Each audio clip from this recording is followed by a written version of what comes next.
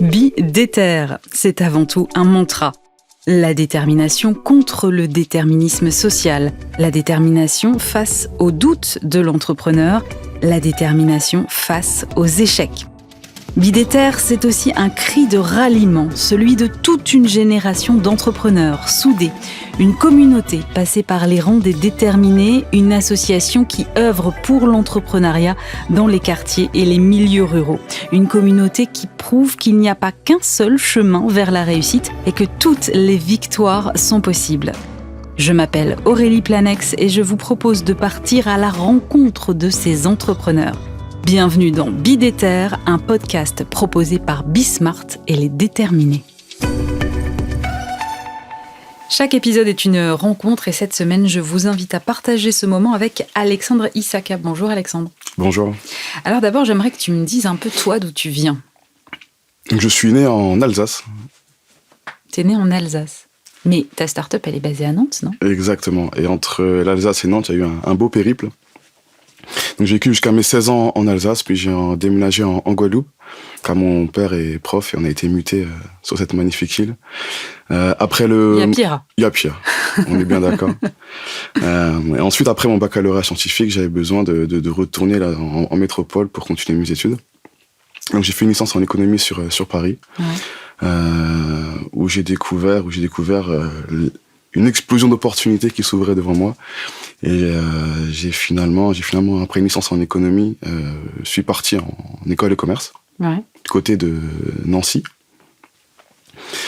Puis j'avais envie de continuer mes études, donc je suis parti dans une autre école de commerce, qui s'appelle l'ESSEC Business School, sur le campus de Singapour, où je me suis encore plus ouvert à l'international, ouvert au monde. Et à mon retour sur Paris, je travaillais à la direction Europe de General Electric. Et c'est là que j'ai peut-être essayé de devenir entrepreneur. Donc j'ai monté plusieurs entreprises sur Paris, des startups, des restaurants. Ouais, on va y revenir, mais d'abord j'aimerais qu'on n'aille pas trop vite et que tu me racontes un peu ce que tu retiens de tes voyages, de cette période en Guadeloupe, mais aussi de cette période à Singapour. Qu'est-ce que ça t'a appris, et toi ? Ça m'a appris quelque part déjà à accepter ma différence. Puisque être étranger quelque part, c'est aussi un bon moyen de pouvoir accepter l'étranger simplement. Ça m'a ouvert l'esprit sur la beauté du monde. Et ça m'a donné une soif de voyage assez incroyable. Et aujourd'hui, je suis un grand passionné de voyage. Tu continues comme ça à aller chercher un peu l'inspiration, la découverte à l'étranger ? Complètement. C'est-à-dire qu'il y a des phases où je sens que je suis en manque d'inspiration et un moyen de me ressourcer, ça peut être soit aller simplement dans la forêt, soit aller à l'autre bout du monde. À un moment, donc, tu as fini tes études, tu travailles chez General Electric, et puis tu te dis finalement, je vais me lancer dans l'entrepreneuriat, mais quelle a été la motivation ? La motivation, c'est de donner du sens finalement à son activité. J'étais bien chez General Electric, puisque j'avais une super équipe, j'avais des responsabilités, j'avais finalement ce qu'on peut voir comme en étant un rêve. On bosse à la Défense, dans une grande tour. Ouais. Et finalement, il me manquait le pourquoi de mon action. Et c'est ce que je suis allé chercher en entreprenant. Tu lances ta première boîte. C'est quoi cette boîte à la base ? Cette première boîte, c'est une start-up dans la presse audio. Donc, on m'a expliqué un peu comment marchait l'écosystème startup. Donc il faut trouver un problème, ensuite trouver une solution, ouais. et le transformer dans un service. Donc j'ai réfléchi finalement quel était le problème que je voulais adresser. Et ce problème a été l'asymétrie d'information. Moi je viens d'un quartier, on va dire, plutôt populaire, et je trouvais ça injuste en rentrant, que ce soit de Guadeloupe ou encore de Paris, de voir mes amis d'enfance qui étaient très intelligents, mais finalement qui n'avaient pas pu saisir des opportunités parce qu'on leur avait pas présenté ou parce qu'ils n'avaient pas eu l'information de leur existence. Et donc j'ai voulu créer cette première start-up dans la presse audio pour vraiment démocratiser l'information en la transformant en presse. Transformer la presse écrite en presse audio pour offrir des podcasts audio d'articles de presse écrite. Et ça n'a pas marché ?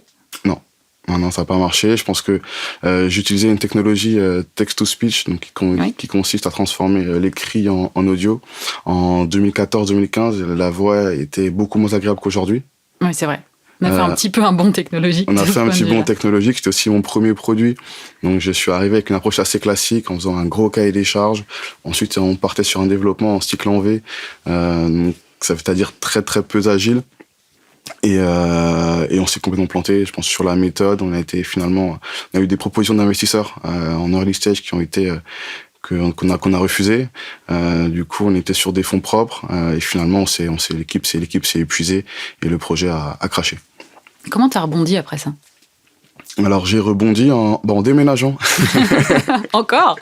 Donc, j'étais sur Paris à l'époque et j'ai décidé de faire un tour du côté de Berlin. D'accord. Donc Berlin, c'était vu comme étant la capitale européenne de l'innovation. Ouais. Beaucoup plus accessible que la Silicon Valley.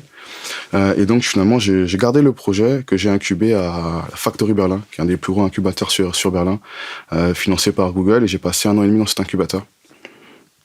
Qu'est-ce que t'en as retenu? Donc j'ai complètement changé le produit. Et je suis arrivé avec juste une ambition. Voilà, moi je suis start-upper. Dans mon parcours, j'ai été formé à l'achat, c'est-à-dire mutualiser les besoins. Mm-hmm.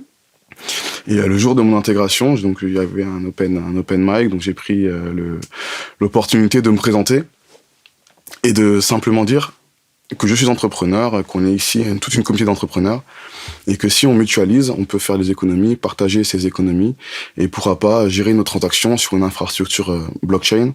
Et puis de fil en aiguille, je suis rentré dans l'écosystème, on va dire blockchain berlinois. Mm-hmm. On est venu me contacter après cette intervention, et j'ai passé 1 an et demi juste génial dans un écosystème où finalement je me suis positionné comme un consultant dans l'incubateur.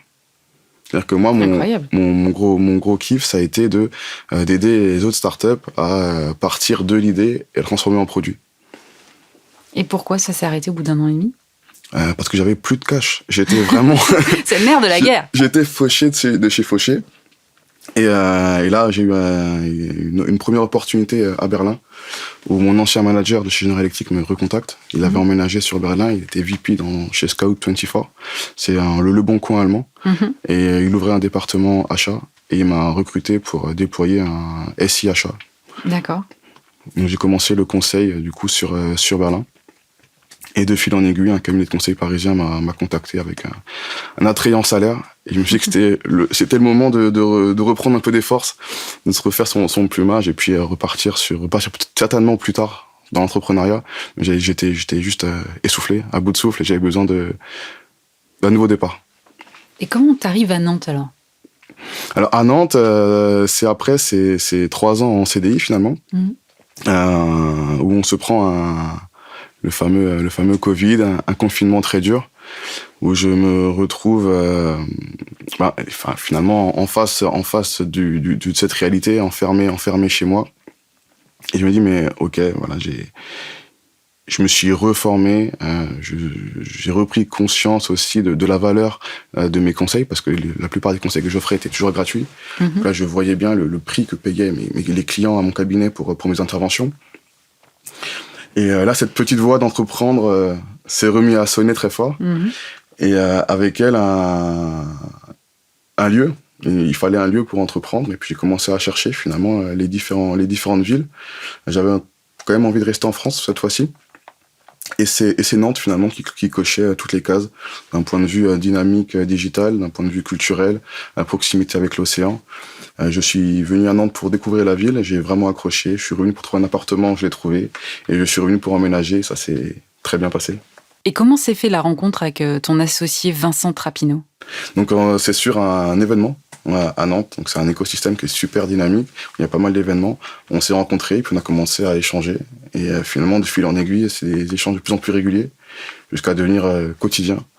Et on parlait de beaucoup de choses très intéressantes. Et finalement, on a une vista qui dépasse nos produits, qui dépasse nos clashs. On a une vraie volonté de transformer les choses en profondeur.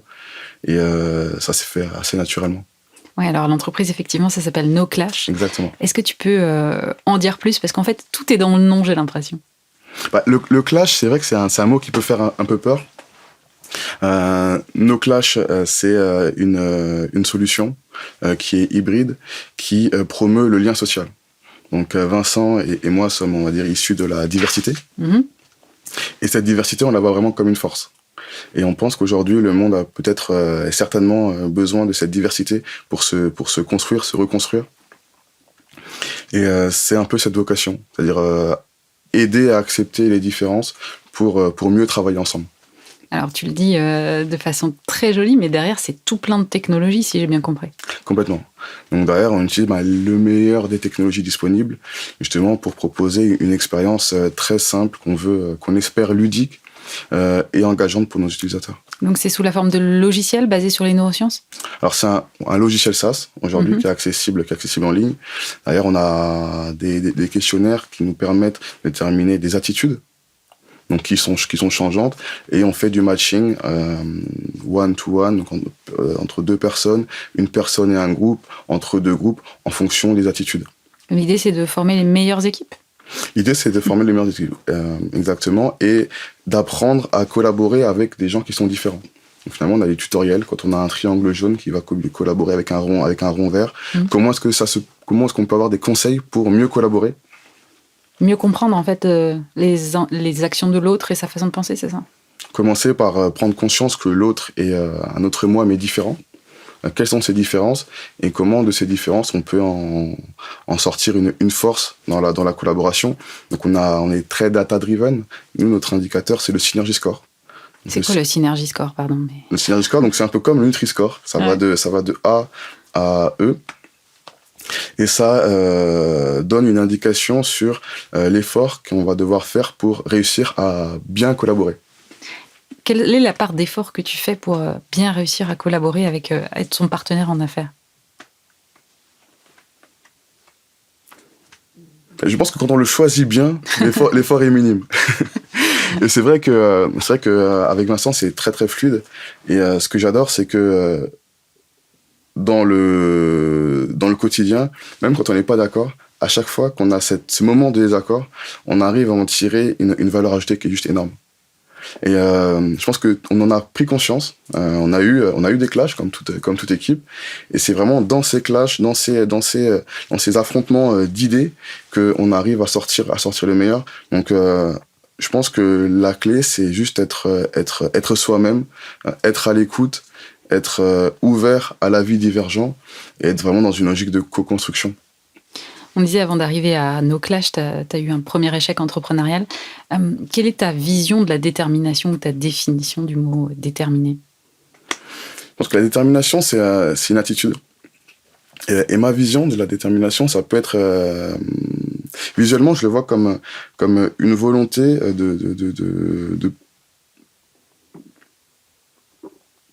d'aller au bout des choses. D'être dans l'action, de se donner les moyens de rester avec une attitude positive dans l'action. Je pense que je résumerais la détermination de cette manière-là. Si tu avais un message à faire partager à nos auditeurs, lequel serait-il ? Alors pour les entrepreneurs, ce serait de très tôt se cracher. Je pense que c'est vraiment... T'es pas le premier à dire ça, je crois que ça va être un grand enseignement. Très clairement, je pense que on apprend énormément dans l'échec et se dire que son idée va révolutionner le marché, finalement, c'est le fruit d'itération avec le marché. Et c'est en collaborant et en se crachant rapidement, on est dans une attitude où finalement on n'a pas peur de l'échec. En n'ayant pas peur de l'échec, on va essayer d'aller plus loin finalement que ce qui est tolérable pour vraiment essayer de comprendre les limites. Je connais mes limites, c'est pour ça que je vais au-delà. Il disait un refrain assez connu. Et je pense que il faut être agile, et être agile, c'est avoir des itérations assez courtes. Et pour les itérations assez courtes, il faut, à un moment donné, on va mesurer une attente de résultats. Et le crash ou la tentative très osée, finalement, c'est un bon moyen de mettre fin à une boucle itérative qui va permettre d'enclencher un nouveau cycle. Et c'est en accélérant cette fréquence de cycle que je pense on peut accélérer le développement de son produit et trouver son market fit et ensuite aller vers la croissance. Merci beaucoup Alexandre Issaka d'avoir été l'invité de Bidéter. Bidéter, un podcast à retrouver sur toutes vos plateformes d'écoute et sur bismart.fr. Si ça vous a plu, eh bien foncez vous abonner, likez, partagez. On se retrouve la semaine prochaine pour un nouvel épisode et d'ici là, vous aussi, soyez déter.